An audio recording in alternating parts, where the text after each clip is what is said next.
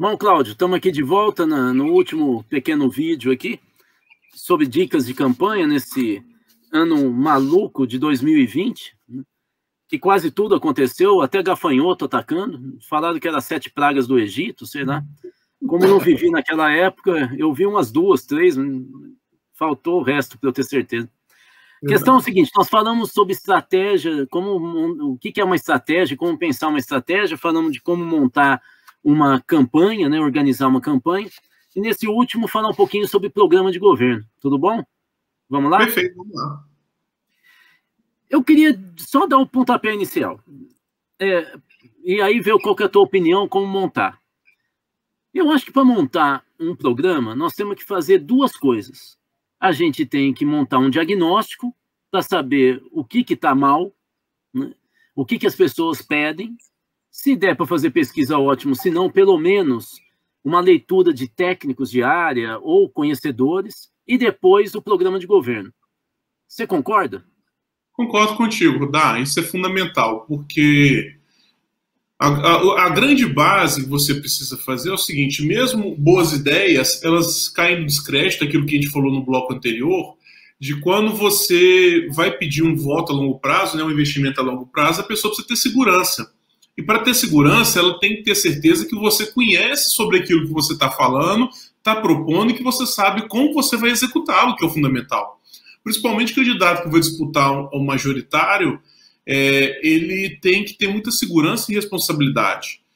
Por que eu estou falando isso? Um bom programa de governo construído, ele te coloca em contato não só com o seu público, mas ele coloca em contato com pessoas que formam opinião e que têm condição de avaliar o seguinte: olha, mesmo que eu não goste desse candidato, mas indiscutivelmente ele está preparado. E aí a pessoa indecisa, ao ouvir isso, ela acaba tendendo, no final, naquela reta final, onde 90% das pessoas definem o seu voto com certeza, ele acaba definindo em função desse sentimento coletivo da capacidade do candidato. Então é isso que eu acredito que a gente tem que basear num bom programa de governo, é você ter um diagnóstico bem feito e principalmente conhecer a realidade e ter uma capacidade de transformar essa realidade, né? Mas me diz uma coisa eu tenho certeza, programa de governo não é tese de doutorado, né? Porque ninguém vai ler, e fica aqueles termos técnicos. Então o que é um programa de governo? Ele é grande, ele é pequeno, ele tem um eixo, vários eixos, ou ele é dividido em área? Como é que organiza um programa de governo, Cláudio? O Rudá depende muito do perfil do candidato e do que ele se propõe a fazer. Um candidato que tenta imprimir uma imagem de um candidato técnico, ele precisa, de forma, mesmo que seja superficial, falar um pouco sobre todas as áreas principais de um governo. Sobre gestão, sobre a questão do ser humano enquanto pessoa, sobre a questão da cidade enquanto espaço público. Pelo menos esses 3 pontos ele precisa falar. Esse é o mínimo de um candidato. Agora, um candidato que tem uma estrutura mais volumosa, de uma capital, ou então de uma cidade de porte maior, ele precisa ter programas densos, principalmente quando ele vai dar com categorias organizadas. Se você se dispõe a discutir com o sindicato, por exemplo, dos professores, você precisa demonstrar números, precisa demonstrar dados, porque são uma categoria extremamente organizada e formadora de opinião. Então, o grau de complexidade de um candidato do programa de governo, ele varia conforme esse público. Mas pelo menos esses 3 eixos ele precisa ter. A questão humana, né, da saúde, da educação, da assistência social, a dimensão da cidade enquanto espaço público, que a gente fala de segurança pública, uso e ocupação do solo, lazer, transporte, mobilidade, né, como um todo. E o terceiro ponto, que é o fundamental, que é a gestão. Porque não adianta você ter uma máquina que já não funciona, ela não vai conseguir implementar essas ideias. Então, o que você quer fazer de diferente na gestão para que você consiga transformar suas ideias em realidades? Então, pelo menos esses 3 pontos é fundamental para um candidato que queira ter um programa de governo sólido, né? Tá. E um programa tem que ter uma ideia força, assim, uma coisa que chama atenção ou não, Cláudio? Precisa ter, né? O candidato tem que ter uma cara, né, Rudá? Eu falo como boa marca, que seja uma cerveja, se você olha para a cerveja, você fala, olha, é amarga, ela é forte, ela desce redonda, quadrado. A pessoa tem que saber qual que é a cara daquela marca, né? Então você está falando o seguinte, que o programa de governo pode ajudar a definir a marca. Por exemplo, o homem do Bolsa Família, o homem do ataque aos Marajás, é mais ou menos por aí? Com certeza. O Lula foi o candidato que trabalhou a questão da solidariedade, da fome zero, né? Desde o primeiro momento ele colocou aquela imagem do nordestino que passou dificuldade. Então, quando você olha para o Lula, você vê o combate à pobreza. Quando você olha para a Dilma, você vê a cara do desenvolvimento, do PAC, da aceleração da economia, da geração de empregos. E agora, com o Bolsonaro, você olhou para ele e viu a imagem da questão da segurança pública, das armas, da militarização mesmo da sociedade. Então, quem votou no Bolsonaro buscou muito esse perfil.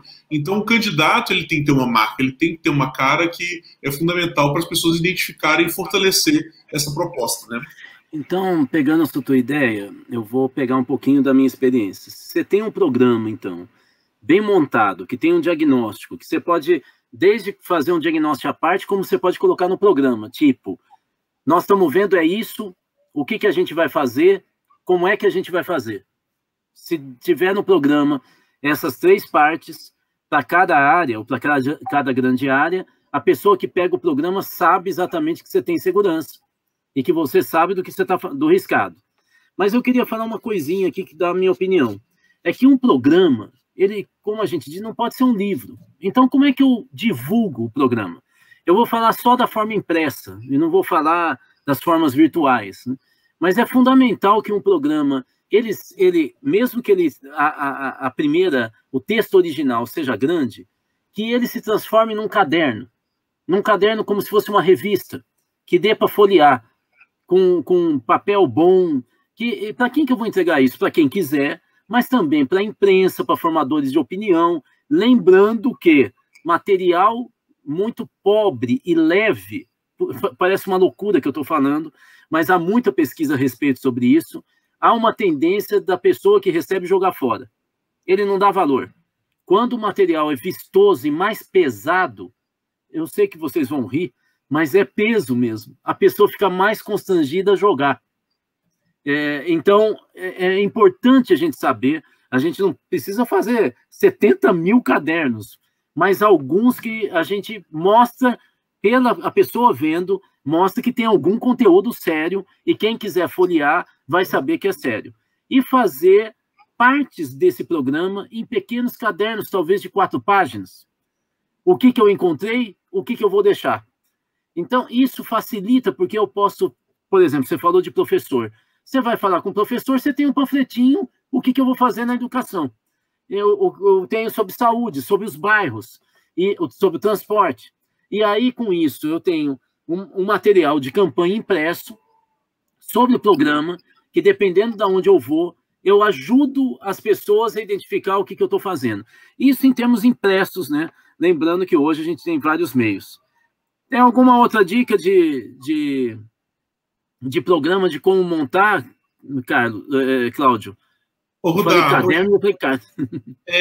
Hoje em dia, eu falo que, fundamentalmente, as pessoas estão trabalhando com as mídias sociais.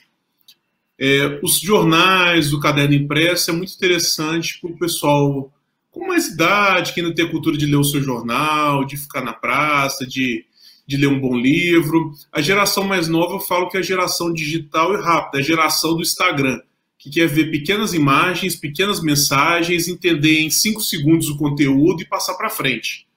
Então, a boa equipe de comunicação, ela consegue traduzir um conceito, uma ideia, com várias linguagens, várias formas que atinjam vários públicos.